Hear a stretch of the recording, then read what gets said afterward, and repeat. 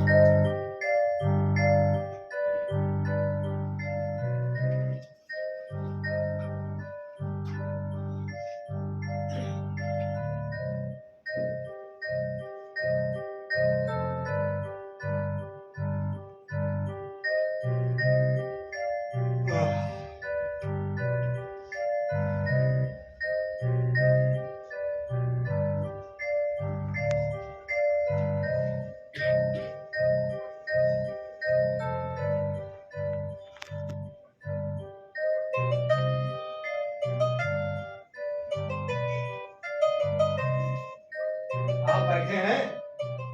हाँ मतलब बैठा हूँ। आप बैठेंगे ना? हाँ बैठूंगा ही अभी। तो ठीक है। क्या आप वहाँ बैठेंगे? क्यों? मुझे सोना है। आपको सोना है तो मैं धूप में बैठूं? अरे 10-15 मिनट में वहाँ छाया आ जाएगी। बस थोड़ी देर की तो बात है। बस थोड़ी देर की तो बात है, और फिर आप वहां सो जाइएगा। अरे अजीब जिद्दी किस्म का आदमी हो। देखो मैंने गले तक ठूस ठूस कर खाना खाया है। अगर जल्दी से सोऊंगा नहीं तो उल्टी कर दूंगा। फिर तो कर दो। नहीं कर सकता ना। क्यों? उल्टी करना यहाँ के नियमों के खिलाफ है। बताइए कैसे नियम है? आदमी यहाँ नाटक नहीं कर सकता, उल्टी नहीं कर सकता, बताइए। जब आपके ऊपर उल्टी कर दूंगा ना तो सीधे इदरीस भाई के पास भागोगे। आप मुझे डरा रहे हैं? अरे नहीं भाई, मैं डरा नहीं रहा हूँ। मैं तो देखिए देखिए मेरे पसीना आने लगा, तो इसके बाद मेरे कान लाल होने लगेंगे। बस समझ लीजिए कि समय हो गया है। और उसके बाद भी मैंने खुद को रोकने की कोशिश की तो मेरे हाथ में कुछ नहीं होता है। आज का, कल का, परसों का सारा खाना बाहर। ये क्या कर रहे हो? बदतमीज कहीं के, ये क्या कर रहे हो?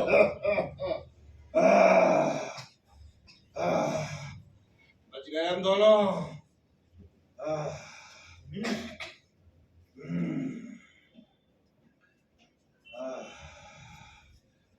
ठीक है, बैठो यहाँ तुम भी। वहां छाया आएगी तो मैं ही उधर चला जाऊंगा। धन्यवाद।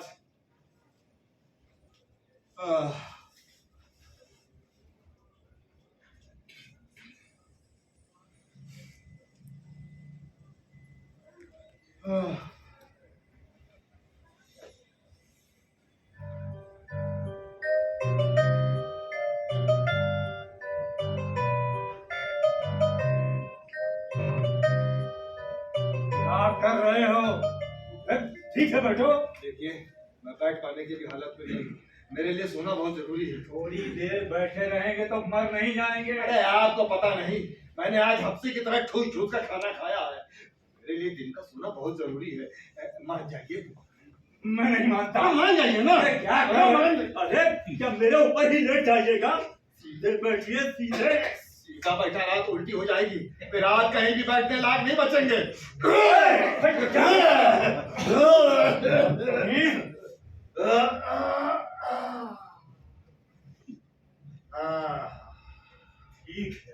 ठीक है, मरो तुम यहीं पर। धन्यवाद।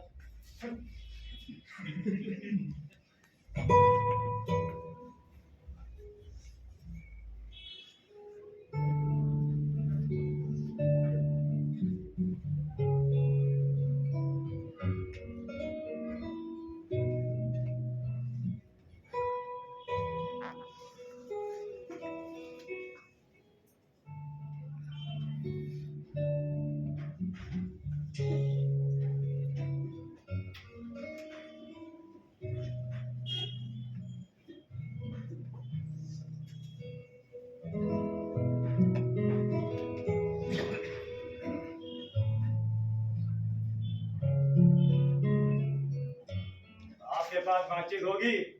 ये माचिस, माचिस है? सिगरेट पीना यहाँ के रूल्स के खिलाफ है। यहाँ कहीं लिखा तो नहीं है? इधर उधर लिखना भी अलाउड नहीं है। आप रोज यहाँ आकर सोते हैं? आपने अपना आधा जीवन सोने में गुजार दिया है। जरूर आप सरकारी मुलाजिम होंगे। ठीक पहचाना ना? खड़ूस, सरकारी मुलाजिम, सब कुछ। मैं सो चुका हूँ।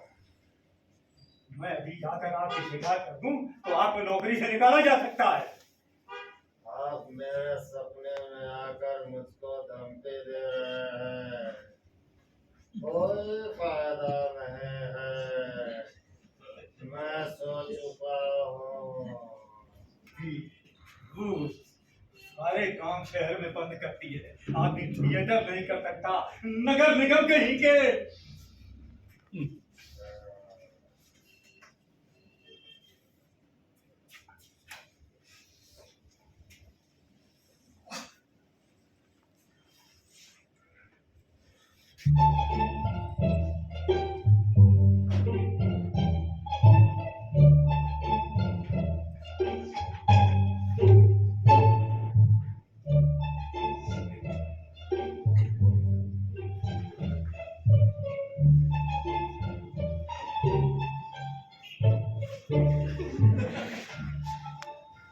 मैं सालों से इस पार्क में आ रहा हूँ। पहले मैं रोज इसे बस बाहर से देखता हुआ निकल जाता था। सोचो, रास्ते में पार्क है पर नहीं आता था। घर जाने की हमेशा जल्दी लगी रहती थी। जब से इस पार्क में आने लगा हूँ, यूँ समझिए आदत से लग गई है। अच्छा है ये पार्क, छोटा सा। क्यों? अरे ठीक ही तो है, नहीं तो और पार्क कैसे होते हैं। जब आप आ ही गए पार्क में तो खुश रहिए, थोड़ा घूम लीजिए। आप यही काफी समय से एक ही जगह बैठे हुए हैं, इसलिए शायद आपको ये पार्क अच्छा नहीं लग रहा है। थोड़ा टहल लीजिए, पीछे की तरफ देखिए, हिरन और खरगोश सब है यहाँ। पता है मुझे। अच्छा, आप पीछे की तरफ हो तभी नहा रहा था। मुझे भी पार्क का यही हिस्सा अच्छा लगता है। पीछे क्या रखा, हिरन और खरगोश बस। और हिरन भी काहे के हिरन, गाय जैसे दिखते हैं। सच, ऐसे कई हिरन होते हैं जब देखो जुगाली करते रहते हैं, न उछलते हैं न कूदते हैं। गाय है ये, मतलब एकदम गाय भी नहीं दिखते, बछड़े जैसे लगते हैं, गाय के बछड़े। देखे होंगे आपने मोहल्लों में उगते हुए। हाँ देखे हैं। हाँ, बस वैसे ही दिखते हैं। और खरगोश, खरगोश का तो जनाब क्या बताएं।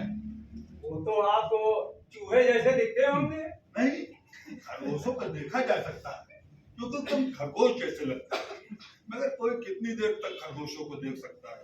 अब खरगोश बंदर तो होते नहीं कि उछले कूदे आपका मनोरंजन करे।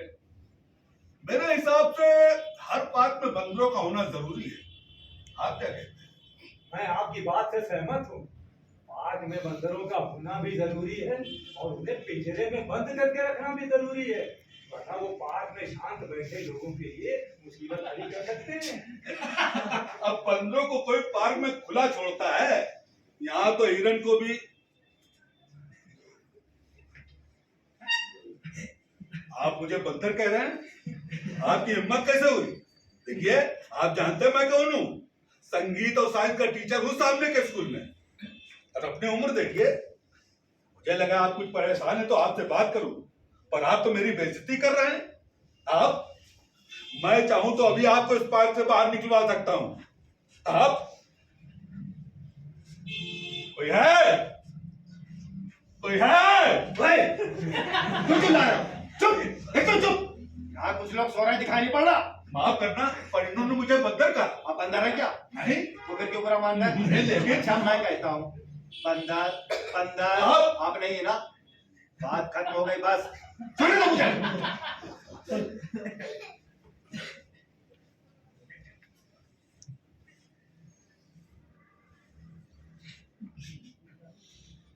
वो तो अच्छा हुआ आप बीच में आ गए, वरना आप तो जानते ही होंगे पहले इस पार्क में दोपहर को इन जैसे लोगों को आना मना था।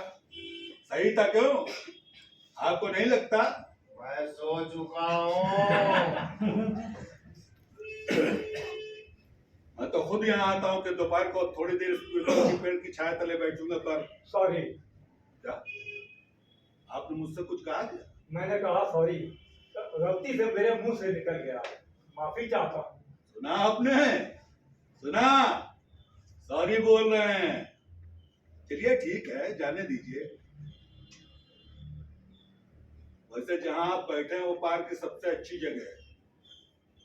3 तो बेंच है इस पार्क में, वो भी एक साथ यही इसी जगह पर। इसमें क्या खास है? वहां से व्यू थोड़ा ज्यादा अच्छा है। जो मुझे यहाँ से दिख रहा है लगभग वही आपको वहां से दिख रहा होगा। सामने एक बिल्डिंग खड़ी है, उसे आप व्यू कहते हैं? यही तो मैं कह रहा हूँ।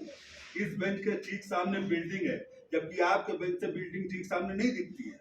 हाँ, मुझे इधर से बिल्डिंग की कुछ एक बालकनी दिख रही है। हो सकता है आपको वहां से न दिख रही हो, लेकिन इससे क्या फर्क पड़ता है? फर्क है आसमान का। आपको वहां से ज्यादा आसमान देखने को मिलता है और मुझे कम। मुझे आसमान में कोई दिलचस्पी नहीं है। तो आप यहाँ आ जाइए, मुझे आसमान में बहुत दिलचस्पी है। चलिए उठिए। मैं क्यों उठूं? जो भी आता मुझे मेरी जगह से उठा देता है। ये आप अपनी जगह पर बैठिए, मुझे नहीं उठना।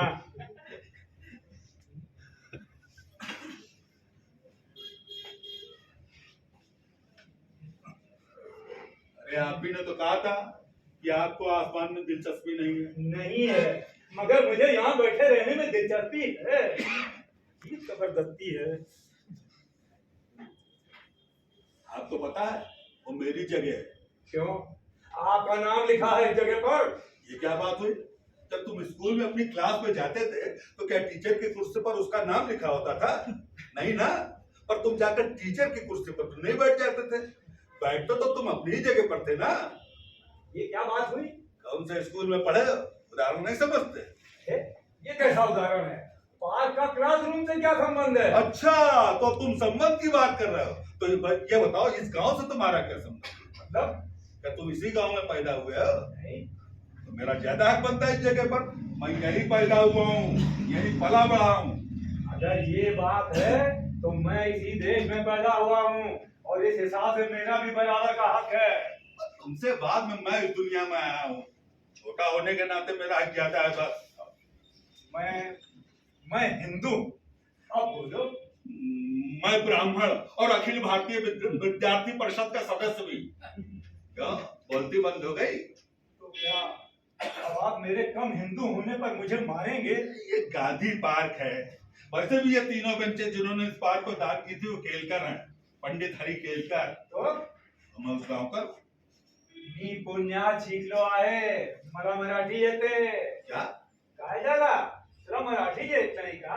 उस गांवकर तेंदुलकर मराठी आती नहीं और मुझसे बहस करने चले हैं। अरे मेरी माँ मराठी नहीं है, पर पिताजी मराठी थे। मेरे बचपन में चल बसे थे तो मैं मराठी नहीं जानता हूँ, पर मैं मराठी हूँ, मेरा हक ज्यादा है बस। काय करायचे आहे ते कर, मी इथून उठणार नाही। क्या? मैं नहीं उठूंगा।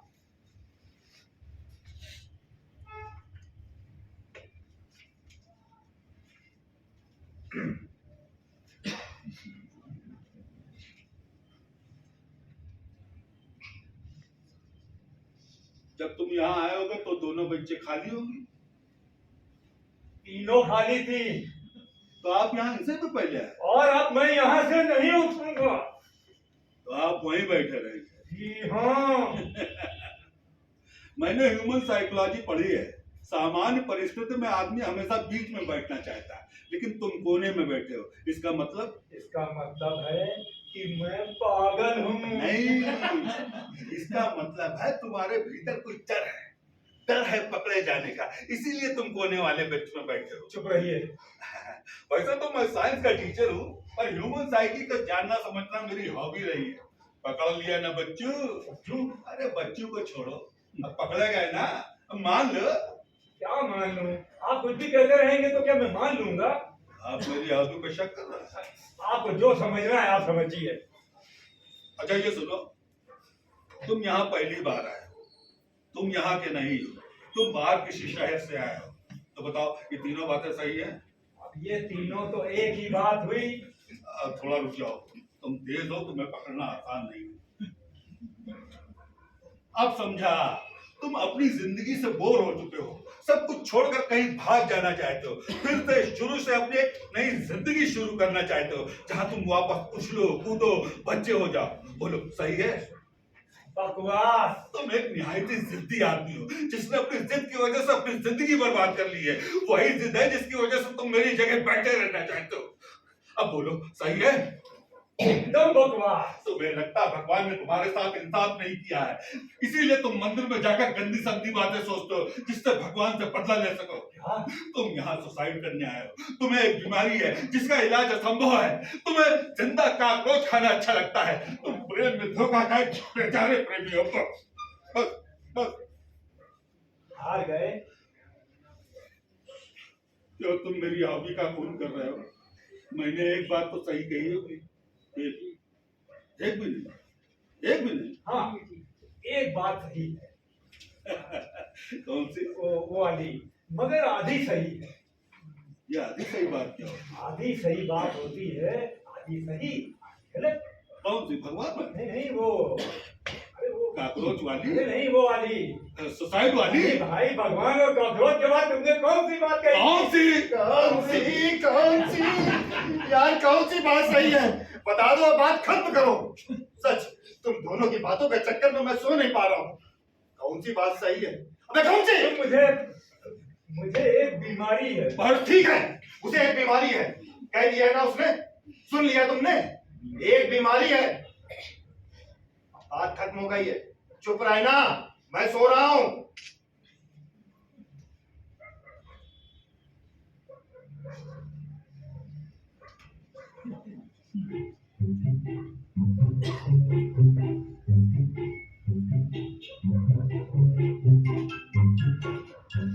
ऐसी बीमारी जिसका इलाज असंभव है। इसीलिए मैंने कहा आपकी आधी बात सही है, इलाज शायद संभव है। कौन सी बीमारी है?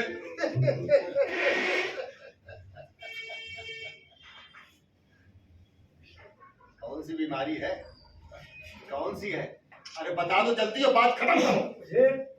मुझे दिमाग की बीमारी है। अच्छा तो चुप चुप, बस। उसे दिमाग की बीमारी है, दिमाग की। अब ये सवाल तुमने किया ना, तो मेरा दिमाग खराब हो जाएगा। चुप, ठीक है, चुप।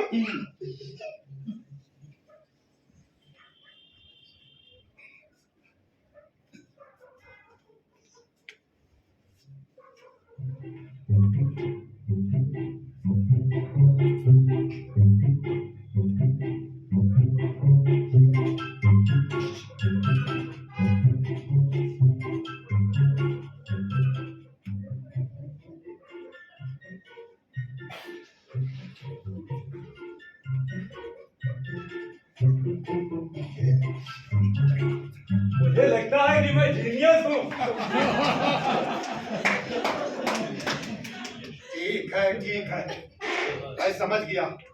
जब तक तुम पूरी बात बता नहीं दोगे और जब तक तुम पूरी बात सुन नहीं लोगे, समझे, तब तक तुम दोनों मुझे सोने नहीं दोगे। अब बोलो जल्दी से, सब कुछ बोलो, क्या बोलना चाहते हो? मैं कह चुका हूँ बस कि तुम जीनियस हो। अरे ऐसा कौन सा काम किया तुमने जिससे लगता है कि तुम जीनियस हो? मैंने कोई काम नहीं किया, इसीलिए मैंने कहा कि ये मेरी बीमारी है। कि मुझे लगता है कि मैं जीनियस हूँ जिसका इलाज चल रहा है। मैं पूछूं एक सवाल? जो कुछ तो कारण होंगे जो तुम्हें सोचने पे मजबूर करते होंगे कि तुम ये सोचो कि तुम जीनियस हो। मुझे बुखार आने लगता है, पूरा शरीर ठंडा पड़ जाता है जब भी मैं वो सब देखने लगता हूँ जो असल में वहां नहीं है। दिग्भ्रम? क्या हेलुसिनेशन? अच्छा, तो ये कैसे शुरू हुआ था ये दिग्भ्रम तुम्हें? हाँ, ये कहाँ शुरू हुआ? ये शुरू हुआ उस रात जब अपनी माँ को लेकर अस्पताल जा रहा था। उनकी तबीयत अचानक खराब हो गई थी। तभी शहर में दंगे शुरू हो गए। मैं उनको लेकर एक मोची की छोटी सी दुकान में जाकर छुप गया। 2 दिन और 2 रात में उन्हें लेकर वहीं बैठा था। अस्पताल मेरे सामने था पर मैं रोड पार ही नहीं कर पा रहा था। कहते हैं वो इलाका सबसे ज्यादा दंगाग्रस्त इलाका था। एक रात मैंने उस दुकान के छेद से बाहर झांक कर देखा कि कुछ लोगों को मार रहे, काट रहे पूरी तरह। तब ये पहली बार हुआ। मुझे बुखार आने लगा, मेरा शरीर ठंडा पड़ गया। मुझे लगा कि ये सब बच्चे हैं, छोटे बच्चे जो चोर पुलिस या हिंदू मुसलमान खेल रहे हैं। और मुझे लगने लगा अभी कहीं से इनके माँ बाप निकल कर आएंगे और सबको डांट लगा देंगे, चलो बहुत देर हो गई है, बंद करो ये खेल। और सारे बच्चे खेलना बंद कर देंगे। जिन्होंने अभी अभी बहुत से लोगों को काटा और वो सारे भी जो मरे कटे पड़े हुए थे सभी उठेंगे और अपने अपने घरों को चले जाएंगे। और तुम्हें लगने लगा कि तुम जीनियस? नहीं, वो तो मैं बहुत पहले अपने डॉक्टर को दिखाने गया तो उन्होंने ये शब्द कहे थे कि तुम्हें लगता है कि तुम जीनियस हो। तो मुझे लगा कि शायद मैं ऐसा ही सोचता हूँ, यही मेरी बीमारी है जिसका इलाज चल रहा है। इलाज से कुछ फायदा हुआ? हाँ हुआ, तो अभी मंदिर में गया था तो मुझे डर लग गया। मंदिर पर क्या हुआ था? कौन सा मंदिर? यार तुम एक बार में अपनी पूरी बात क्यों नहीं कह देते हो? मैं कह चुका हूँ, बस मुझे और कुछ नहीं कहना। अरे वो मंदिर वाली बात? ये बात तुमने कह दी। जैसे तुमसे कोई पूछे कि तुम्हारा नाम क्या है तो तुम्हारा जवाब होना चाहिए कि मेरा नाम फला फला है, बस बात खत्म हो गई। लेकिन तुम कहते हो मेरा नाम फला फला है पर या लेकिन। अरे ये लेकिन का क्या मतलब है? लेकिन इतने दिनों बाद मैं अपने डॉक्टर को छोड़कर आप लोगों से बात कर रहा हूँ तो मुझे बहुत अच्छा लग रहा है। कोई बातों के चक्कर में मैं सो नहीं पा रहा हूँ। मेरे लिए सोना बहुत जरूरी है। आप अगर इतना परेशान हो रहे हैं तो आप पीछे की तरफ क्यों नहीं चले जाते? पीछे की तरफ कहा? वहाँ हिरणों और खरगोशों के बीच में या वो बच्चों के झूले को बीच में तुम क्यों सो जाओ? देखिए ये सोना है और मैं यहीं सोऊंगा। अगर आप दोनों को ये बेहुदा बातें करनी है तो आप दोनों पीछे क्यों नहीं चले जाते? और हाँ, यहाँ बैठना तो चुपचाप बैठिए, मैं सो रहा हूँ।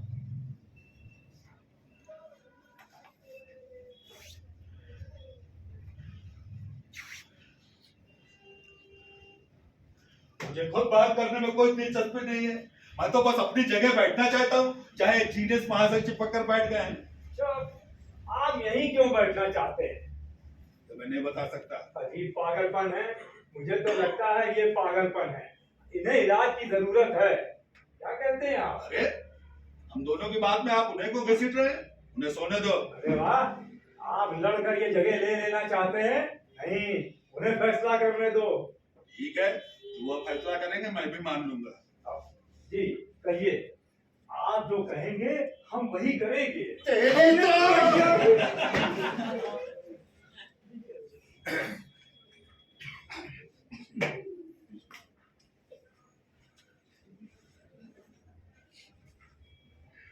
एक भला आदमी यहाँ सो रहा था, आपने उसे भी भगा दिया, बस वहां बैठे रहने की जिद में।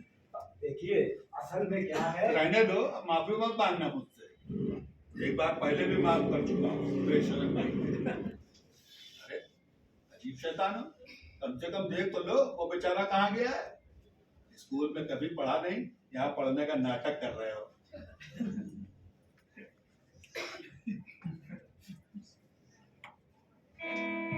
अरे भाई साहब, ओ भाई साहब, आ जाइए भाई साहब। देखिए, अब हम लोग बातें नहीं करेंगे, आप आराम से सोइएगा। भाई साहब, ओ भाई साहब, कहाँ नहीं कहाँ चली। अरे कैसे आदमी हो तुम? उठो, उठो मेरी जगह पर। रुको रुको, मेरी जगह हथियाना चाहते हो? ये क्या जबरदस्ती है? बाहर से हमारे गांव में घुस आए हो और हमें हमारी जगह से उठा रहे हो। अरे मैं कह रहा हूँ, ये तुम्हारा चेहरा गीला क्यों है? ये मैं नहीं बता सकता, मुझे बस थोड़ी देर और बैठने दो, बस थोड़ी देर और। अरे हमारा करम पागलपन मत करो। ओए! देखिए, मैं आपको बुलाने गया था और मेरे जाते ही देखिए मेरी जगह पर बैठ गए। इतने बदतमीज हैं, उठने का नाम नहीं ले रहे हैं। दोनों इस तरफ चलो, चलो। आपको क्या न्योता देना पड़ेगा? मैं? आप चलो।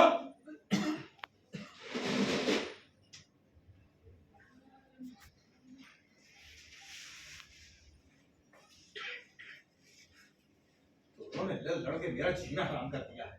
क्या है जगह में ऐसा? 3 बेंचें पड़ी, वो भी एक ही तरफ मुंह करके। साइड में ये पेड़ है, सामने ये बिल्डिंग है, और क्या है? क्या है यहाँ पर?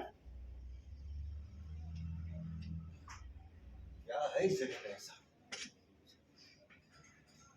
ओ, तो इस जगह के ये फायदे हैं। क्या क्या फायदे हैं? आप समझ रहे हो एकदम गलत है। अब इसके अलावा और क्या समझा जा सकता है? आप बता दो, हम वही समझ लेंगे। ओ, अरे वो तो चली गई। चली गई? चली गई? हाँ, अभी वो वापस आएगी।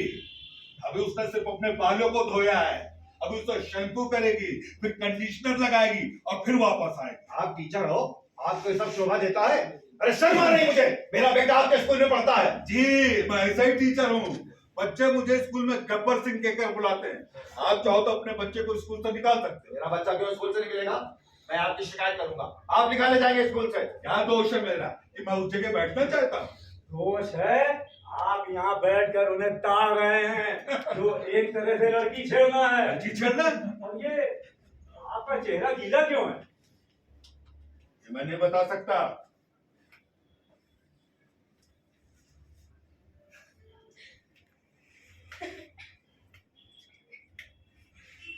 आपका चेहरा गीला क्यों है? ठीक है, मैं आपको पूरी बात बताता हूँ, पर अगर इस बात को सुनने के बाद भी आपको लगे कि ये लड़की ताड़ना या छेड़ना है, तो जो आप कहेंगे मैं करूंगा, और अगर नहीं तो वो जगह मेरी। बोलो मंजूर? मैं अपनी जगह नहीं दूंगा। देखो आप, अरे यार, तुम पहले अपनी बात तो बताओ। ठीक है, वो सामने वाले घर में रहती है, वहां से सिर्फ उस जगह से उसके घर की बालकनी दिखती है। वो हमारे स्कूल में गणित की टीचर है। छी! अपने स्कूल की गणित की टीचर के साथ? आप पूरी बात तो सुनेंगे। मैं पहले भी बिना किसी वजह से यहाँ आया करता था। एक दिन मैं वहाँ उस जगह बैठा हुआ था, काफी भीड़ थी इस पार्क में, वरना मैं कभी वहाँ नहीं बैठता था।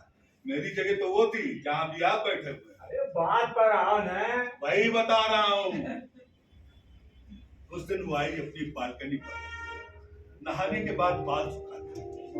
मैं उसे देख रहा था, तभी उसके बाल चिपकने के साथ ही उसके पानी के छींटे उड़ते हुए सीधे मेरे चेहरे पर आए, जबकि उस दिन हवा भी नहीं चल रही थी। मैंने सोचा ये मेरा वहम होगा। उस वहम के जांच के लिए मैं बार बार यहाँ आने लगा। आप आश्चर्य करेंगे, वो पानी के छींटे न तो दाएं जाते हैं न बाएं, वो उसके बालों से निकलकर सीधे मेरे चेहरे पर आते हैं। तो ये बात पता है? नहीं, अभी तो मुझे भी नहीं पता ये बात क्या है। और क्या, मैंने बता दिया, बस यही है, और इसकी मुझे आदत लगी हुई है। तुम इसका इलाज कराना चाहोगे? नहीं, यही तो एक चीज है जिसके कारण मैं खुद को थोड़ा विशेष महसूस करता हूँ, वरना टीचरी करते तो दिन गुजर ही रहे हैं। अब बताओ कि ये लड़की ताड़ना या छेड़ना है? नहीं, तो लेकिन मुझे मेरी जगह पर बैठने दो। चलो हटो। अरे मैं अपनी जगह से नहीं उठूंगा। अरे आप बहस हार चुके हैं, चलिए। भाई की बहस, मैं नहीं उठूंगा। सुनो भाई, आप अपनी जगह पर आओ। चलो।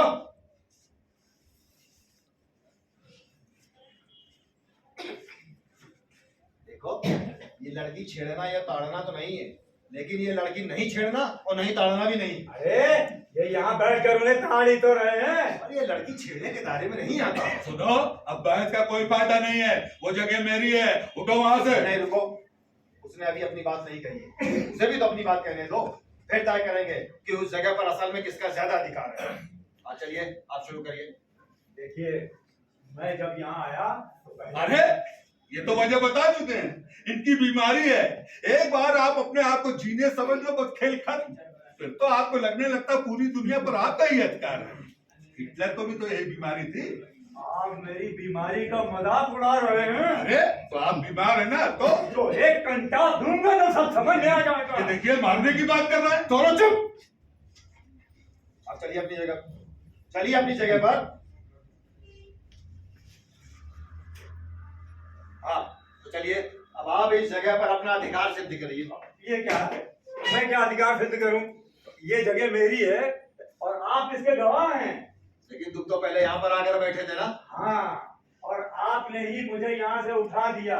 अब मैं यहाँ आकर बैठा हूँ, ये जगह मेरी है। नहीं, तुम समझ नहीं रहे हो।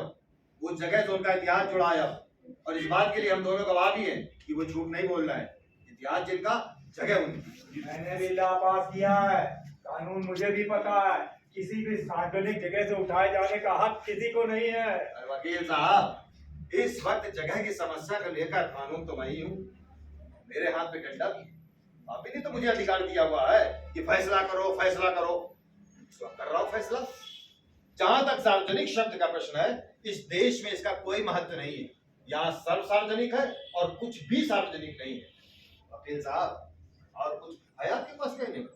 अरे वाह, ये तो वही बात हो गई। मेरा घर था जहां मैंने आपको सुस्ताने का मौका दिया, आप वहां पसर गए।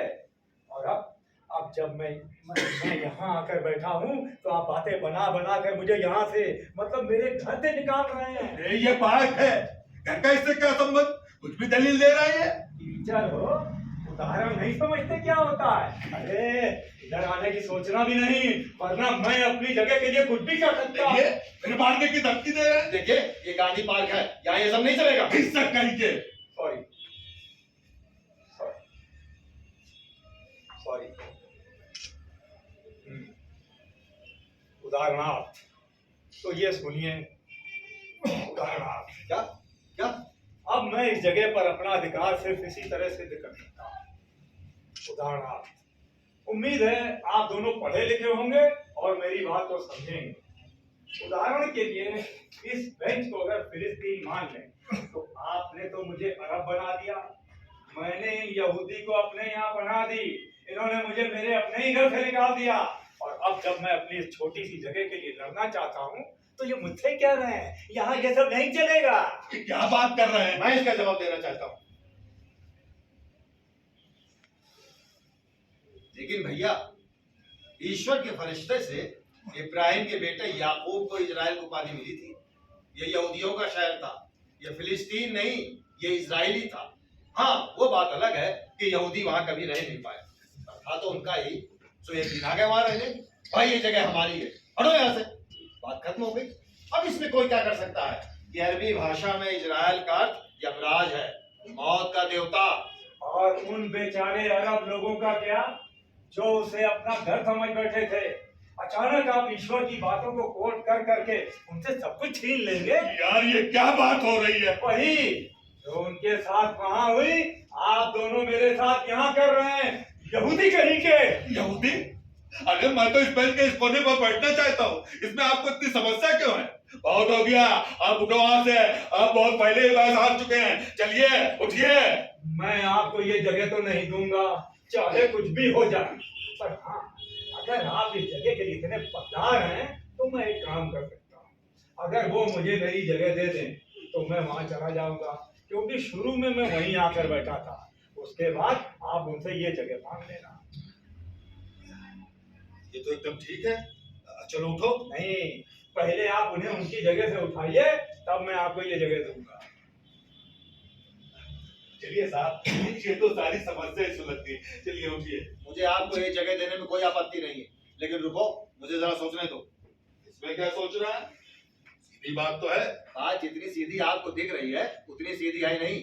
मुझे आपको ये जगह देने में कोई आपत्ति नहीं है, लेकिन मुझे मेरी जगह से उठा दिए जाने से एतराज है। भाई आपको आपकी जगह से कोई नहीं उठा रहा, आपको बस इस जगह के बदले वो जगह दी जा रही है। और उसके बाद आप मुझे वहां से भी उठा देंगे और कहेंगे कि आप इधर चले आओ, मुझे वहां बैठ जाने दो। हाँ मतलब पहले वहां वहां मतलब आप लोगों की वजह से मैं 2 बार अपनी जगह से उठाया जाऊंगा, जबकि मैं तो महज यहाँ सोना चाहता था। और आप ये क्यों नहीं मान लेते कि आपकी असल में जगह वो है, मतलब वो और फिर वो। कैसे मान ले? मैं यहाँ बैठा हूँ, मेरी जगह ये है बस। मेरी समझ में नहीं आ रहा इतनी छोटी सी बात को आप लोग इतना तूल क्यों दे रहे हैं। अरे यहाँ पार्क में हम 3 हैं, 3 बच्चे पड़ी हैं, कोई कहीं भी बैठे क्या फर्क पड़ता है। आप लोगों ने तो इसे मुद्दा बना लिया और इस सब में बस मैं पूछ रहा हूँ। आप लोगों को तो बस समय काटना है, पर मेरे लिए तो जगह जरूरी है।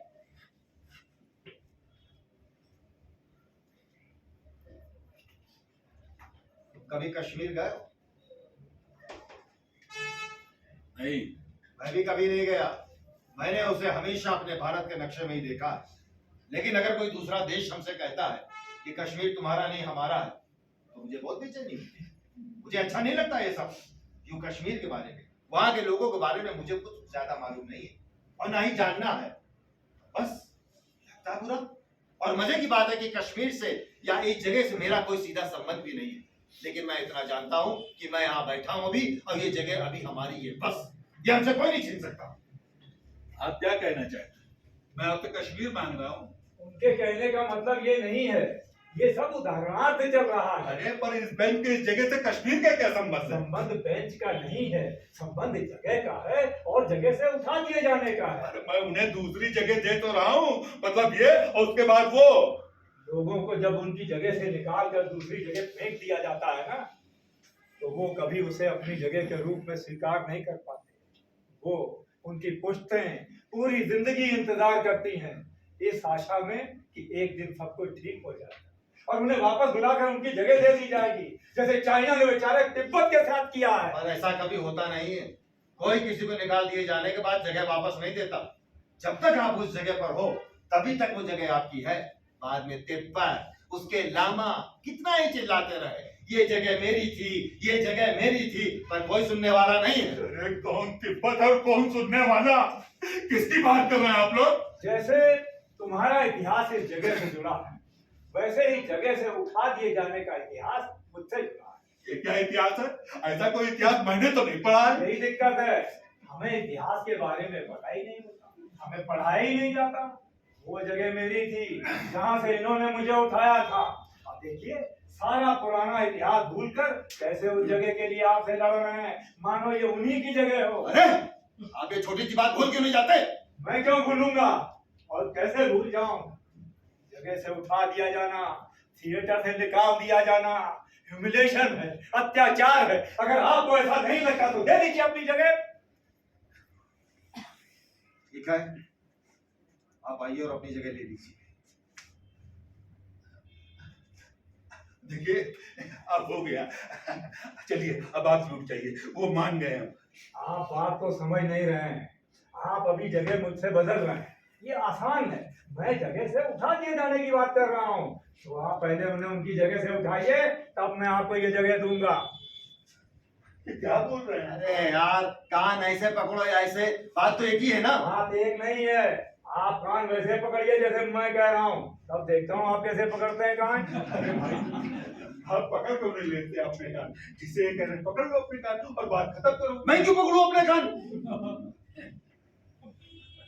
भाई आप मुझे बताइए कैसे पकड़ने अपने कान, इनके बदले मैं पकड़ लेता हूँ अपने कान।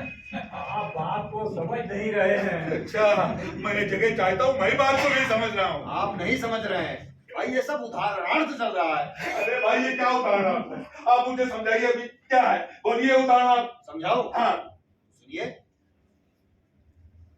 अक्कड़ पक्कड़ बम्बे बो, ठीक है?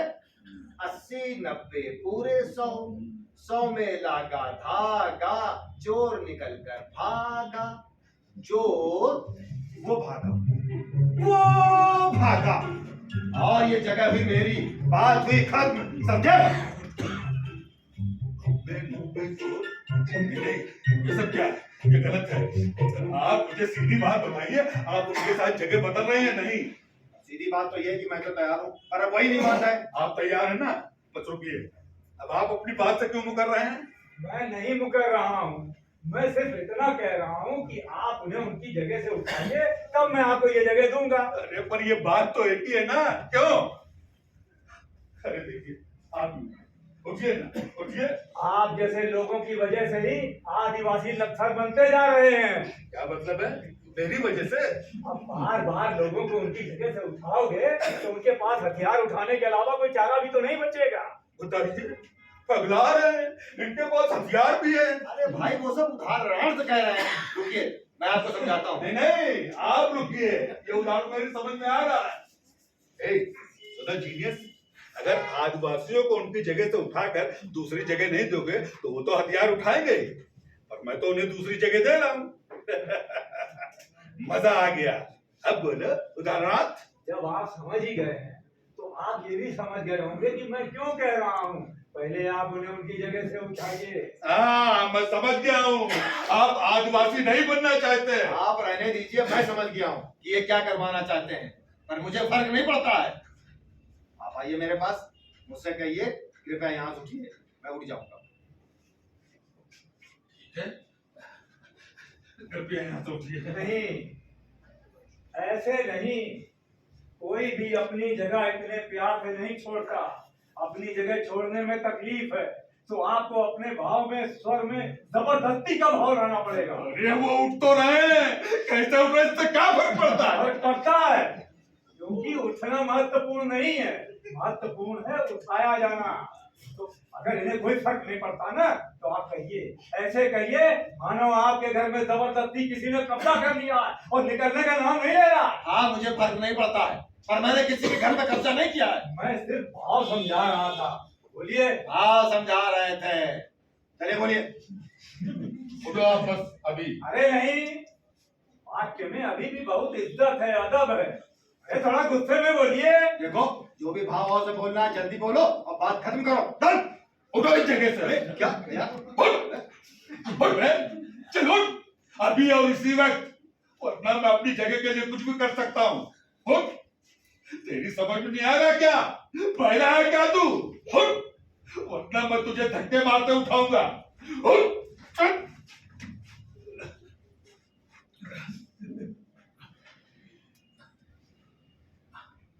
माफ करना, वो जोश जोश में मेरे मुंह से निकल गया। मेरा इरादा इतना ऊंचा बोलने का नहीं था। क्यों? ज्यादा जोर से बोल दिया मैंने? ठीक बोला।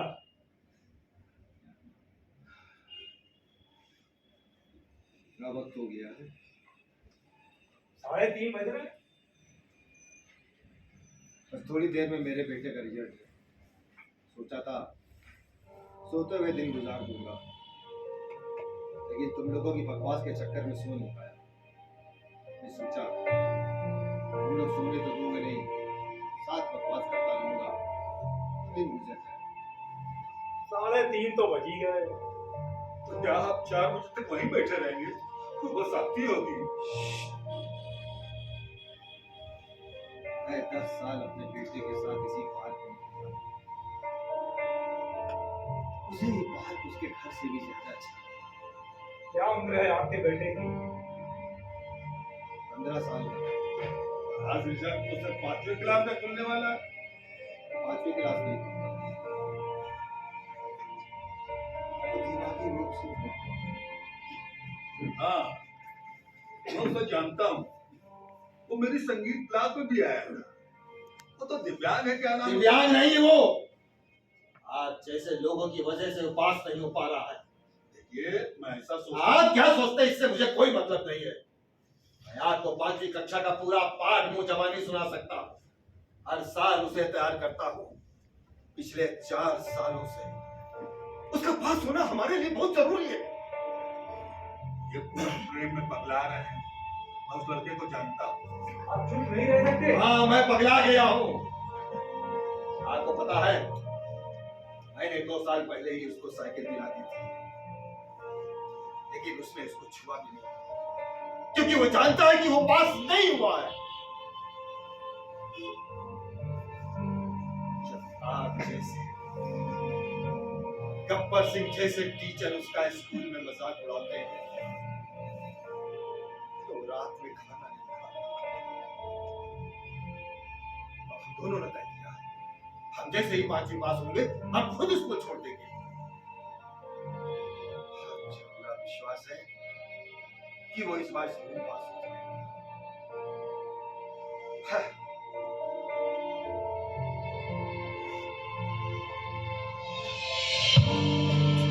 शाम 4 बजे तक का वक्त नहीं कट रहा था, इसीलिए मैंने हफ्सी की तरह ठूस ठूस कर खाना खाया था कि पूरी दोपहर सोते हुए गुजार दूंगा, सीधा 4 बजे उठूंगा और रिजल्ट पता लग जाएगा। ये धीरे धीरे देखता हुआ समय मैं बर्दाश्त नहीं कर सकता। आप उससे नकल करवा रहे हैं, ये ठीक नहीं। क्या? मैं उसे पढ़ा रहा हूँ। मैं उस नकल की बात नहीं कर रहा। हम सबकी इस कहानी में अपनी अपनी भूमिका है। अगर कोई व्यक्ति जबरदस्ती किसी और की भूमिका निभाता है तो वो जी नहीं रहा, नकल कर रहा है। आपका बेटा जीना चाहता है, नकल नहीं करना चाहता। मैं जब पैदा हुआ था तो मेरे माँ बाप को लगा कि मैं एक स्पेशल चाइल्ड, मैं उस स्पेशल चाइल्ड की भूमिका ही आज तक निभा रहा हूँ, जबकि मैं एक आम आदमी हूँ। और मेरा बेटा एक स्पेशल चाइल्ड है और मैं उसे एक आम आदमी बनाने पर तुला था।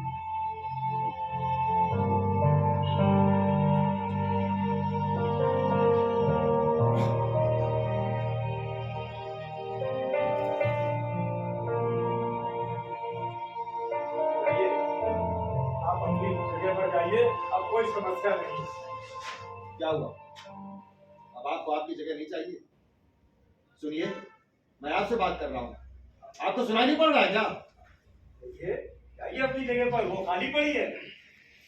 मैं यही ठीक हूँ। नहीं, अब आप संत मत बनिए, आपकी जगह खाली है, आपको जाना पड़ेगा। चलिए आप जाइए वहां पर। देखिए, अब अगर वो नहीं जाना चाहते हैं तो रहने दीजिए। क्यों नहीं जाना चाहते हैं? हमारी नाक में दम कर दिया था कि वो जगह हमारी है, वो जगह हमारी है। अब जगह खाली है तो इनको जाना पड़ेगा। चलिए आप जाइए वहां पर। देखिए प्लीज, अब उनका जाने का मन नहीं है तो प्लीज रहने दीजिए। ऐसा नहीं मानेंगे प्लीज। अरे ओ गणित की टीचर, मैडम, मिस, ये आप क्या कर रहे हैं? आप शांत रहिए। मैडम, मिस, चिल्लाइए, बुलाइए उन्हें, मैं भी आपका साथ देता हूँ। मैडम सुनिए, मिस बाहर आइए। अरे अब आप क्यों चुप हो गए? चिल्लाइए। अब मुझे कोई फर्क नहीं पड़ता है, आप लोगों ने सब खत्म कर दिया। क्या? हमने भला क्या किया? यहाँ इस जगह में वो गणित की टीचर महत्वपूर्ण नहीं है, उसका वहां खड़े रहना, बात उठाना कुछ भी महत्वपूर्ण नहीं है। जो महत्वपूर्ण था वो आज आप लोगों ने खत्म कर दिया। अरे आप तो ऐसे इल्जाम लगा रहे हैं जैसे हमने किसी का खून कर दिया हो। वो नहीं हुआ है। मैं गब्बर सिंह हूं, अपने स्कूल में, घर में, बाजार में, सारी जगह, सब जगह मैं विलेन, बुरा, सिवाय इस जगह के। क्या इस बेंच पर मैं हीरो, अच्छा हूं, सच्चा हूं? मैं बस यहाँ पर ही मैं। आप लोगों ने अभी मैं का खून कर दिया, मुझे यहाँ भी आप लोगों ने विलेन बना दिया है। अब मैं सब जगह गब्बर सिंह।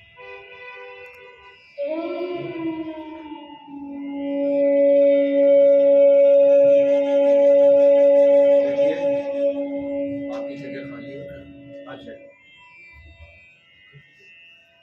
जाओ भाई।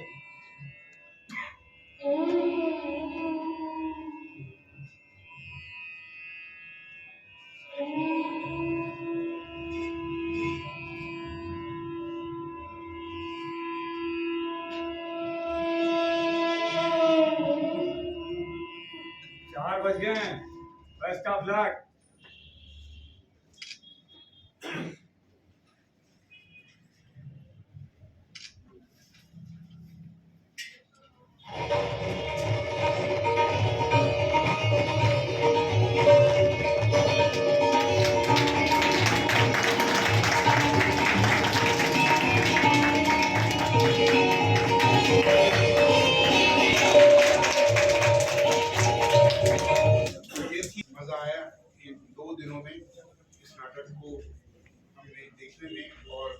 नई कहानी और नए अंदाज और नए अभिनेता, इतने बेहतरीन हमारे वरिष्ठ अभिनेता जो हमारे शहर में पधारे हैं, मैं उनका खैर मकदम करता हूँ, स्वागत करता हूँ नैनीताल में। अनेकों अनेकों बार यहाँ हैं और गुजारिश करूँगा प्रेम जी से दो शब्द कहें पूरे शहर के बारे में, नैनीताल के बारे में। हम बहुत ही सबसे पहले तो आप सभी का बहुत बहुत धन्यवाद कि आप हम लोगों को देखने के लिए आए, हमें समय दिया। और सबसे बड़ा शुक्रगुजार तो मैं पहले इद्रीस भाई का हूँ।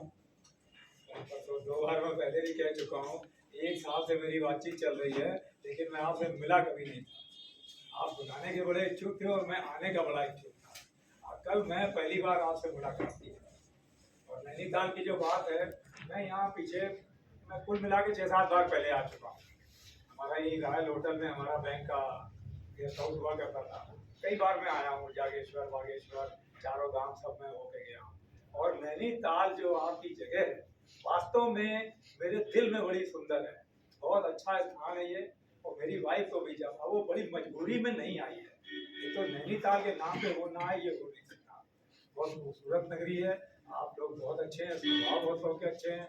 यहाँ की हॉस्पिटलिटी जो स्वागत हमारा किया, मैं उसके लिए आप सब लोगों का बहुत धन्यवाद।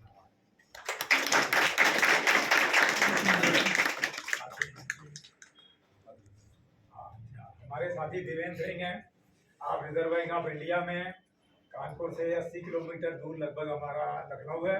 और लखनऊ से कानपुर आकर रिहर्सल करते हैं और तब ये आज हमारे महेंद्र भाई ये रिजर्व बैंक से रिटायर हो चुके हैं और हम लोग साथ 2 साल से प्ले कर चुके हैं। ये प्ले हमारा पहले का है, उसके हम लोगों ने 12 शो किए और अब ये पार्ट तैयार हुआ तो आपके यहाँ ये 2 और ये 2 चौथा शो हमारे यहाँ हो गया। म्यूजिक पे हमारे साथी शिवेंद्र हमारे साथ बराबर चल रहे हैं।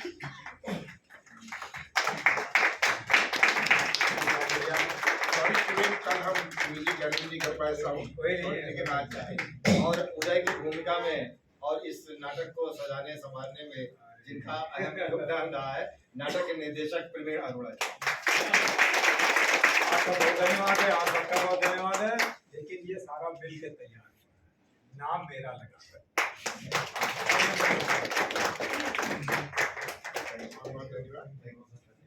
अब हम चाहेंगे कि हमारे वरिष्ठ रंगकर्मी हरीश राणा जी, हमारे इस शहर के वरिष्ठ रंगकर्मी शर्मा जी को एक बुके देकर सम्मानित करेंगे। प्लीज हरीश राणा जी और शर्मा जी। बहुत सीनियर है, लेकिन हमने आपसे बहुत कुछ सीखा है।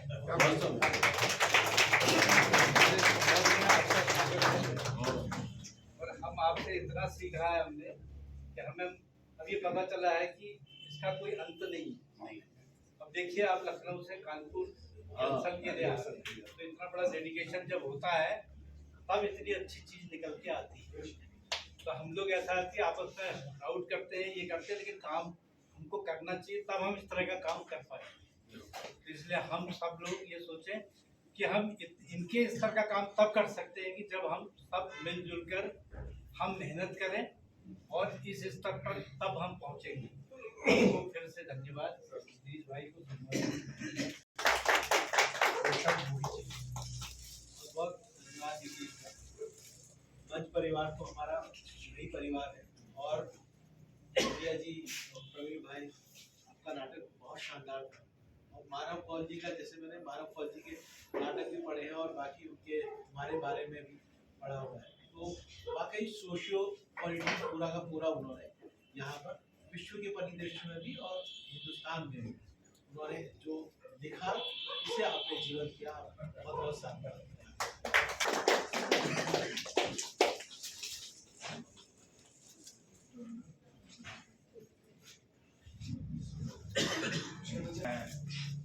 छोटा कलाकार, लेकिन कहना भी बहुत कुछ चाहता हूँ कि इतनी दूर दूर से हमारे यहाँ पर आए हैं कलाकार और इस मंच पे, इद्रीस भाई के मंच पे काम कर रहे हैं और इतनी दूर से आके इज्जत नहीं करके उसके बाद ये नाटक को कर रहे हैं यहाँ पर।